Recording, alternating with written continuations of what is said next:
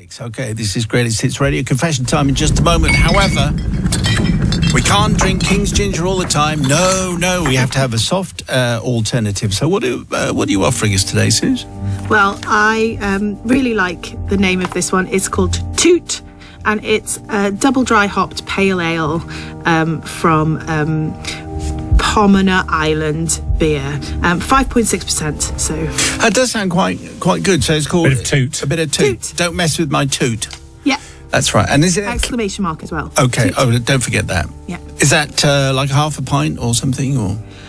Well, I had it in a can, which was 440ml, but I think they do it on tap as well. So just a serving suggestion, courtesy of your friends at Greatest Hits Radio. Okay, so today's confession comes from Tom, and I would say that this is obviously one of those where don't try any of this at home. Right, okay, fair enough. And there's also a rather delicious moment sort of halfway through where the stakes suddenly are raised. Oh, right, okay. And we move like into this. like the opening 2 minutes of a Casualty episode. Oh, no. Oh no.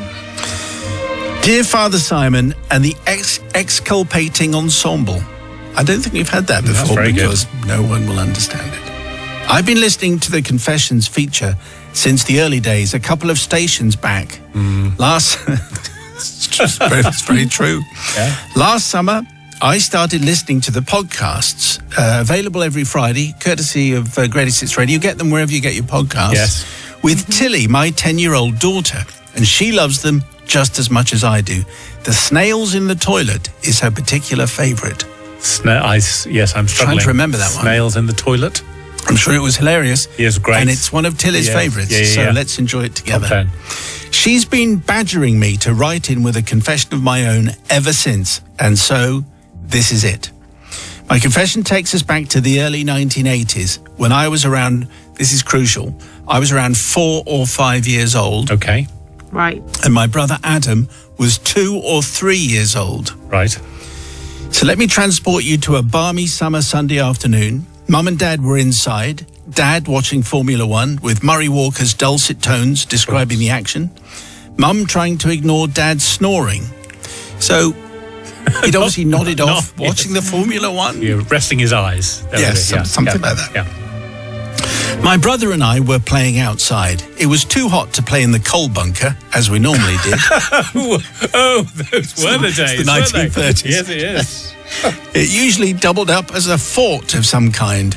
But in the hot weather, the coal dust stuck to our sweaty arms too much, and so we were at a bit of a loose end.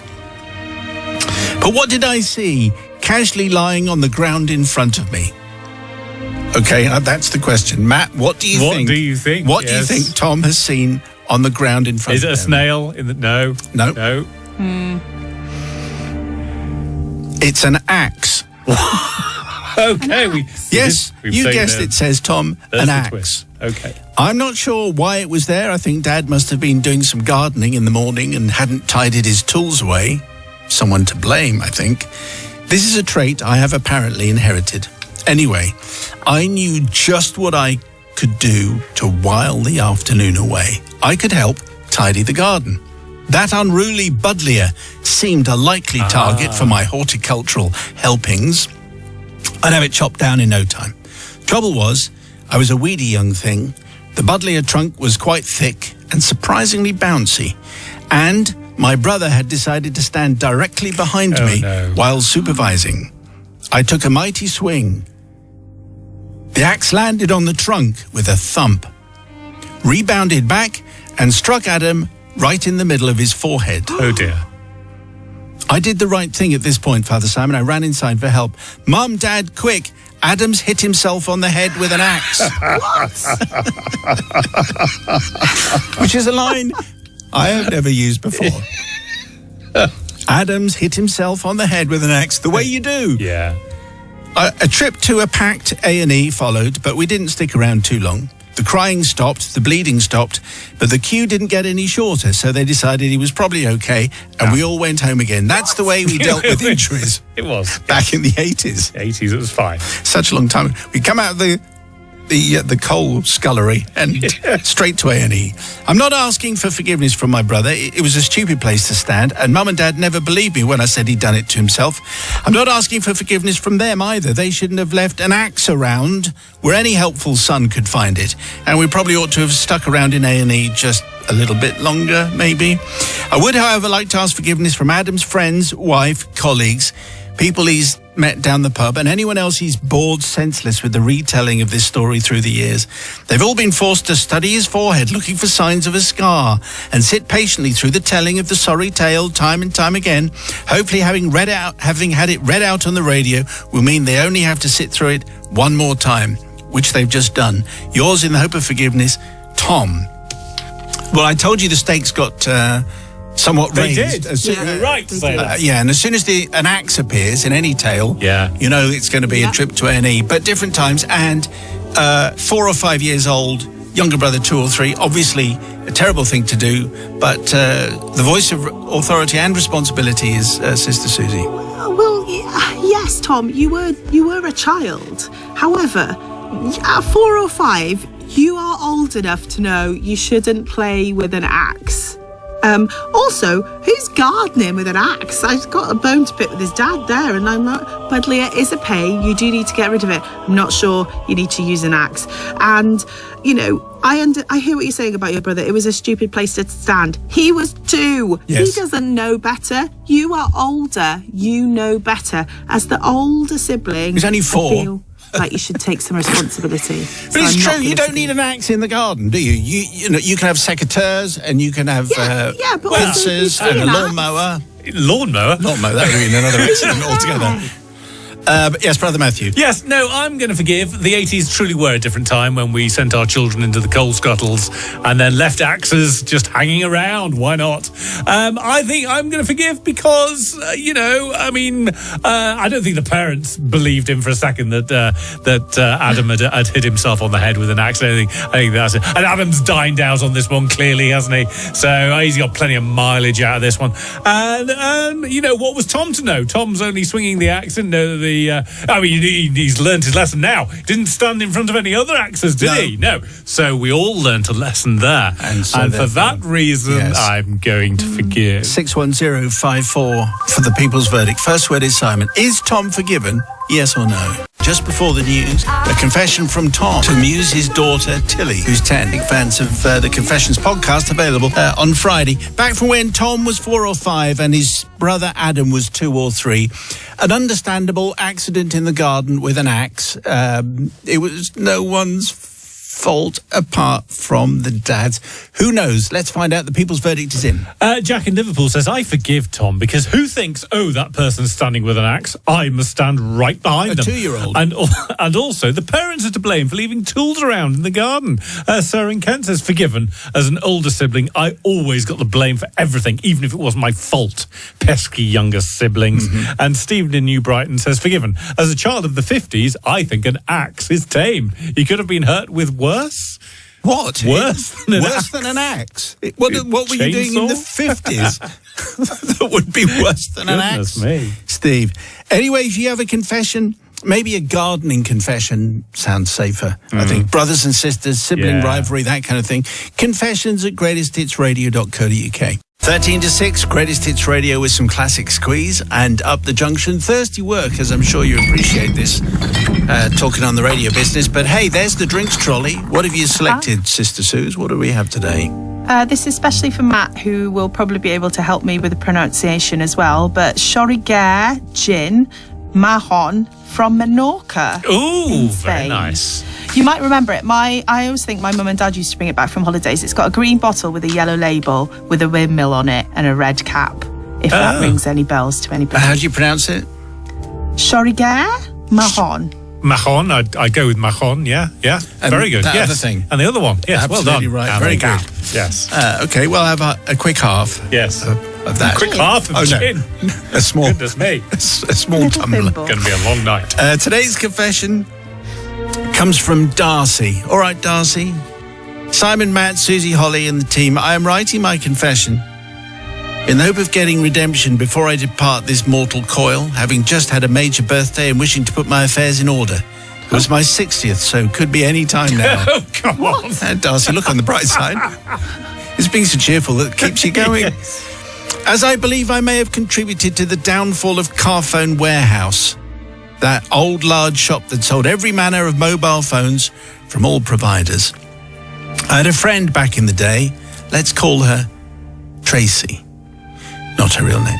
She was forever phoning me and asking me to do favours for her. Mostly, these favours consisted of returning items she had rashly purchased and didn't have the courage to return herself, including one memorable day, a sports car that she was talked into buying by the salesman and then discovered that she couldn't actually drive it. Oh.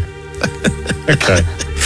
Okay, all right, so Darcy's doing a lot of hard work here with Tracy. Yes. On this particular day, I received the usual phone call asking for help, and she'd bought a new mobile phone a few weeks previously, but realised once the first payment came out that it was actually quite an expensive monthly contract, and she wanted to return it.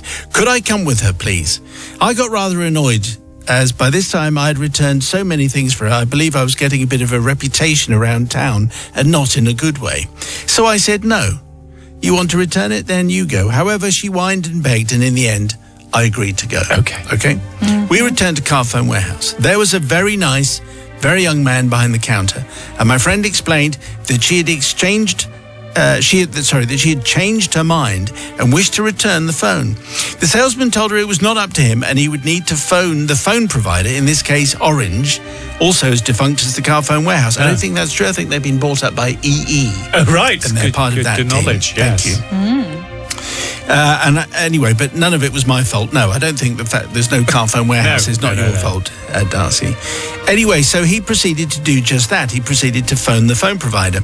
As he was talking to someone on the phone, I could get a feel of how this conversation was going, which was not well. So I turned to my friend and quietly asked her to wander down to the other end of the store and not come back until I told her to. And this she did. When Mr. Salesman was put on hold for a moment, I leant over the counter and quietly asked for his help. As I explained, I was actually a carer for the person who was with me, and she unfortunately had a very rare condition which made her continuously wander around town buying things and signing up for things that she couldn't possibly afford and didn't need. In fact, he may have seen her in the paper recently when she got into an argument in another shop when they refused to take back an item, and there was a huge backlash against the shop. I told him I was her carer who tried to stop her from doing this and had to go around unsigning her for things. He looked across the shop in alarm at her and then started to whisper urgently down the phone. I gave my friend the sign that she could come back over, and she did. Unknowingly, she then proceeded to help my completely made-up story by looking at a computer they had on offer and saying it looked like a bargain and something she'd be interested in, at which point the salesman went, no, no, no. Not traditionally what you'd expect from a salesman. Trying desperately not to laugh, I put my hand on her arm and said in a gentle voice, let's talk about it when we get home. The salesman then gave her the good news that the mobile phone contract was now cancelled. However, he spoke very loudly and very slowly whilst he gave her this good news. It was becoming increasingly difficult not to laugh, and so I thanked him and grabbed her arm and dragged her out of the shop. We got in the car and she said, well, what was all that about again? In between bouts of absolutely crying and snorting with laughter, I told her, and to say she wasn't impressed was an understatement. She did declare that she would never be able to show her face in there ever again, which you can understand. Yeah. So I don't beg forgiveness for contributing to the downfall of Carphone Warehouse. Their sales calls were annoying, to say the least. Or to my friend, who I dumped soon after. Constant favours and returning of items was ruining my life. I do, however, beg forgiveness for embarrassing the poor young salesman who did not know where to look or what to say, and do hope that first he was not scarred for life. Obviously, there was another item there at the end. But anyway, mainly, I hope that he was not scarred for life. Which we're not getting into.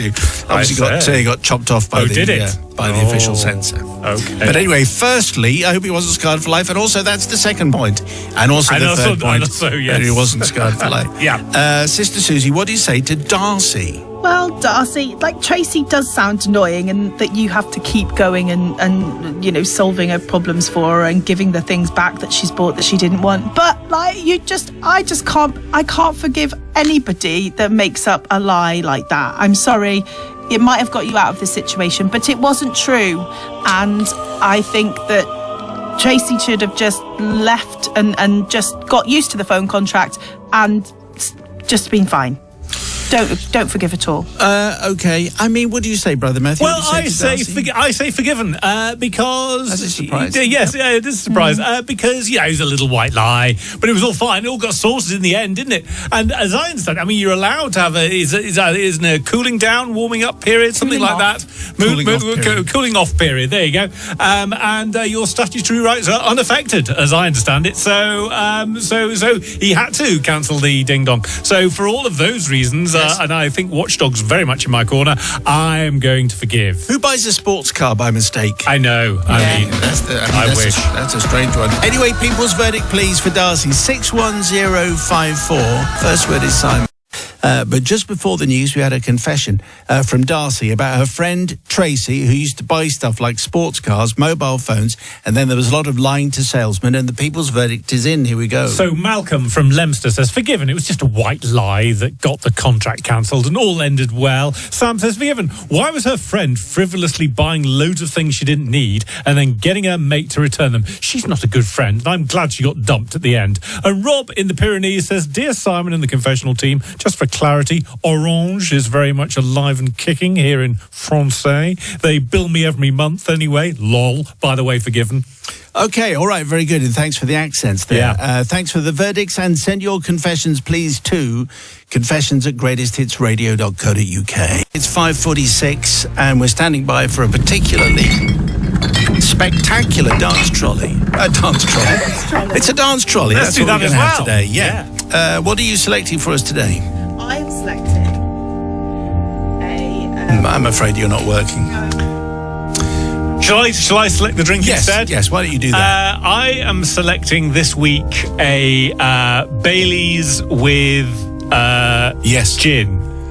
Bailey's with gin. It's an innovative choice, but I think interesting. That would be a terrible thing. Yeah. But actually, talking about Bailey's, it is an Irish cream liqueur Yes, that I've it is, selected yeah. Goes well called with Cool Swan, which is made with a single malt whiskey. So it's a bit lighter than a Bailey's. But if you like Bailey's, you'll like this. Okay, well, let's try that. A lot of the audience seem obsessed with Bailey's. Maybe we can move on to, what's it called again? Cool Swan. Cool Swan. All right, okay, look out for that. And King's Ginger. Yes. Today's confession is sent in by Johnny Two Brushes. Thank you, Johnny Two Brushes, for this. Father Sam and the Collective, a little over 2 years ago, my wife and I decided that it was time for a kitchen upgrade. We looked through brochures, picked out colour schemes, essentially white, and pondered over boiling water taps. Lo and behold, 6 months later, we had ourselves a shiny new ultra-modern kitchen, and we were very pleased. On admiring the finished work, our daughter commented that it was all a bit too white. Thanks. What we needed apparently was a splash of colour. Forward a few days, and I was on a ladder painting one kitchen wall a lovely shade of navy blue. 4 coats required. I did a good job too. Rolled it on very smoothly, cut in nicely around the skirting boards. I also bought a very long, 40 centimetres to be precise, thin paintbrush that was used to paint the navy shade down behind the back of the radiator. Wow. So that everything was finished properly. It's really long. Why are you looking puzzled? No, that sounds great. Because it's such a long paintbrush. Very long paintbrush. Yeah. In Quentin Tarantino style, flash backwards around 20 years to when my wife and I had just moved into our first home. I remembered introducing her to YouTube and giving her advice that if there was ever any issue, she could try looking it up on YouTube to see if anyone else had experienced whatever it was she was experiencing. This advice would be firmly embraced by my wife. She would forevermore seek out YouTube's wisdom whenever things went wrong. Forward, what could possibly go wrong with that? Forward back to the time when I had just finished painting our navy kitchen wall. Over our evening meal, we were all sat chatting about our day when my wife mentioned a warning light had shown on her car dashboard. Never a good thing, she said, so she sought out the wisdom of YouTube and discovered that her car needed a top-up of screen wash. She also relayed that she'd looked in our shed and found a container of screen wash sitting there up on the shelf. And she announced that she'd followed Mr. YouTube's directions, successfully added the screen wash, and the warning light was now no more. She was very pleased with her morning's work. On hearing this, my mind had quickly put some facts together. I realised that my wife's triumph was perhaps not as triumphant as it seemed. I knew very well that it was our garden shed, and I was in and out of it most weekends, fixing this and that around the house. I knew there wasn't a container of screen wash in there. I did know that there had been an empty plastic container there the previous weekend, a bottle that I had filled with water and placed my 40-centimetre long radiator paintbrush into after painting behind the radiator on our feature wall. I also knew that the blue paint had turned the clear water very, very blue. I'd let the brush soak overnight, in fact, and had taken it out the following morning. I must have left the blue paint water still in the container. And I sat there thinking my wife's filled her car's screen wash with blue paint water. I pondered for a moment and then got up and went to the shed. I found the screen wash container half empty. I brought it and presented it to my wife. I then thought about telling her what was really inside, but decided not to. You've used half of this, so why don't you keep the container in your car boot for when you really need to top it up again in the future? I said, what? which is exactly what my wife did. Page 6. Which brings us to the present day. Whilst taking out plastic to the recycling tub earlier, I noticed the container sat in the recycling, finally emptied of all its blue liquid. My wife had clearly used up the very last drop this morning, and hence the reason for my confession. Over these 2 years, whenever I've forgotten to do something or been late, I had a telling off from my dear wife, I've been able to drift in my mind to her car parked outside. I've been able to think about the blue paint that she's been using on her windscreen every day under the misunderstanding that it was screen wash. This has helped me get over many of life's little challenges. I've often wondered why her windscreen hasn't turned blue. Perhaps the rain just kept removing any build-up of blue paint from the glass. Father Simon, I seek forgiveness for my sins. I'm not very optimistic with Susie, but surely Matt can find something forgiveness. Oh, yeah. I did a very nice job of painting the navy kitchen feature wall after all. And to my wife, who is learning about all of this at this precise moment in time, I am sorry for keeping my knowledge of the blue paint water to myself. I promise I'll go out and buy you some new, proper, actual screen wash tomorrow.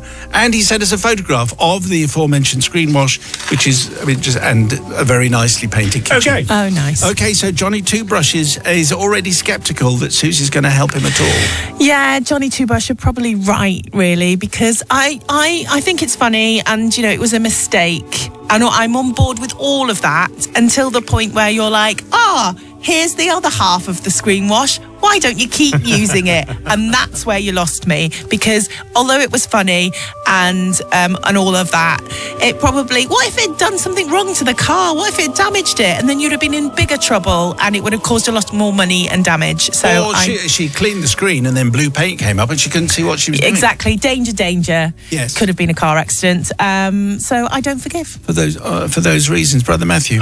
So I'm going to forgive. I think I'm not a mechanic, but I'm going to say that the blue water was fine. It didn't affect the car or the window. I'm going to say. Also, she was ferreting around in the shed and just assumed she could take the bottle, thinking it was screen wash, and turns out it wasn't. Well, maybe should have asked whether this is screen wash or not. It said screen wash on it. Screen wash. Think about that maybe next time, Mrs. Johnny Two Brushes. It says screen wash on the bottle. I almost didn't forgive because of the boiling hot tap things, which I said in the house with one of those, didn't get on with it at all. Didn't work. I got one of those. Have you really? We'll just have a tap. I've got a tap at home, and that's warm enough for me, thank you. So for all those reasons, no, not for tea. Put on a kettle for that, like a normal person, and don't need a dishwasher. So for those reasons, I'm going to forgive. 61054. First word is Simon. Before the news, a confession from Johnny Two Brushes involving his wife, some screen wash. Well, she thought it was screen wash, but it turned out to be blue paint water, and she's only discovered that tonight, because that's when Johnny Two Brushes decided to tell her, which he could have done sooner. Anyway, people's verdict, here we go. So Dutchy in Leicester says, Johnny Two Brushes is absolutely forgiven in my book. No harm was done to the car. It could have been so much worse. But Sandy says, not forgiven. Any confessions involving lying to your wife are a real no-no for me. I know it was a small thing, but he should have told her. And finally, Jack in Liverpool, who's clearly too busy for punctuation, says, I forgive Johnny because he seems to be very busy around the house doing all the household jobs. jobs and therefore hasn't got time to sort out little things. And we've all been there. And when we are doing something and need to find a storage spot, and then when we come across an empty container, we'll always put something in there and then hope no one goes snooping and finds it. Could you have another run at that? No, it's all right. Okay. All right. Well, thank you very much, Dean, for the verdicts, and thank you for the confessions. And you can send yours to confessions@greatesthitsradio.co.uk. You know. And we need something refreshing. What have you got for us, Suze, before Nigel turns up? I've got one of my favourite drinks tonight. It's particularly nice at Christmas. It's good if you like a stout. It's very pokey, so I would say sip it. Just have a half. It's called Woodland Creatures. It's a pistachio and honeycomb milk stout. Very rich, very delicious, very luxurious. Okay, thank you. You can have mine, Intriguing. and that'll be a very intriguing. Is absolutely correct. Today's confession, I would say, is a 12 certificate. Oh, right. Yes. I like these. Well, the title is in the army now. Probably, you know. Okay. Oh, right. I don't think there's such a thing as a Here we go. military confession, which isn't Yeah. anything other than a 12 certificate. It comes from Mark. Thank you, Mark. Simon and the Confessionettes. My confession goes back 40 years. When my friends and I had left school and we were all pursuing various careers, some as joiners, electricians, accountants and bricklayers. We were on top of the world, most of us driving and having our own cars and legally being allowed to drink. If we managed to get to the day before payday with a $5 in our pockets, Wednesday night was snooker night and a few pints. Oh. These were different times. Yes, they were, weren't they? It was one of those Wednesday nights when I had the great idea that we should all join the Territorial Army. I mean, Right. Okay. obviously it would occur to most people. Yeah. We got paid and it would give us all some extra money in our pockets. I think they're the same thing, actually, Mark. But anyway, because when you get more money, you have You get extra money in your extra. pockets. Yeah. This was a complete shock to us all, as it involved a lot of running and being shouted at, but it definitely separated the men from the boys, and we endured this for 3 years. I'm not sure that's the essence of the Territorial Army, No. but anyway, that's what Mark is reporting. The army at that time was a place where you worked hard, but equally you played hard too. And my confession goes back to one Christmas. We'd been deployed to a local base for basic training, but also it was the Army's Christmas weekend. I mean, imagine what that's going to be Oh, like. no. Oh dear. After a day of a lot of running and equally being shouted at all the time, we were told to put on our best clobber and go to the mess hall for Christmas dinner and drinks and the disco afterwards. As you can imagine, 200 men on site with alcohol was a dangerous mix. Dear. Always drink responsibly. Yes. Always. Is the message. We all staggered out of the mess hall responsibly at about 11 p.m. to go back to our sleeping quarters. It was at this point, with the alcohol running through our veins only at responsible levels, that we decided to play Truth or Dare. To protect my friend's identity, we're going to call him Bob for the purposes of this confession. Because when it came to Bob's turn, we were getting very brave and the dares were becoming more adventurous. Oh, dear. Oh dear. The whole thing sounds ludicrous. But if someone says, let's play Truth or Dare, Let's we not. can't. let's not. No. Is always Let's is definitely always not do that. Always. Yes. Yeah. Bob's dare was to run one lap around the barracks naked. Of course it was. To make it more interesting, we all chucked £5 into the pot. Now, 40 years ago, £50 was a lot of money, and Bob could not resist the temptation of walking away from the weekend with a bulging wallet.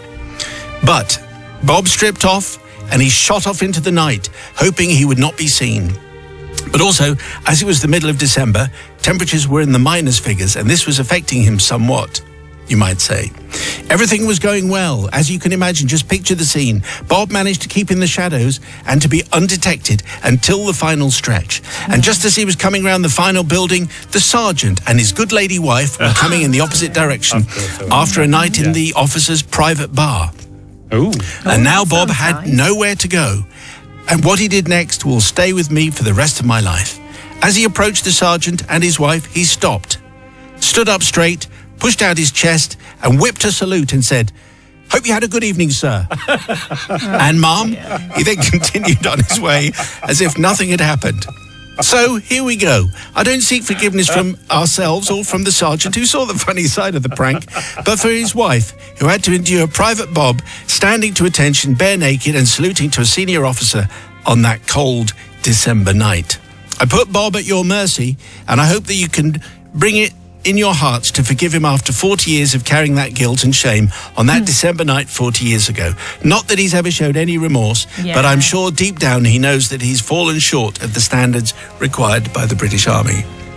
I'm not sure that last statement has any truth in it at all. I don't think so. But anyway, I sense a little bit of upset there from Suze. What are you saying? Yeah, I don't think he cares at all. I think he probably forgot about it. But like you said, nothing good comes from truth or dare. It sounds far too cold, and he seemed far too naked for me. And I'm just, as funny as it was, not going to forgive. Who wants to see that? Yes. I mean, you're either naked or you're not naked, I would have thought. Anyway, far too naked. That's what Bob was. What do you say, Brother Matthew? I've said this before and I'll say it again. Anyone who takes off their clothes for a prank just secretly wants to take their clothes off anyway. They don't need to be paid for it. Ooh, look at me, all free and easy, and running around the barracks. I'm going to forgive just because, I mean, our military types will be getting in contact and telling us that he would have been in far more trouble for not saluting than for being naked. So for all of those reasons, with Elton John behind us, I'm going to forgive. Good evening, sir. I hope you had a good evening. Yes, anyway, I did. 61054, first word is Simon. Forgiveness or not?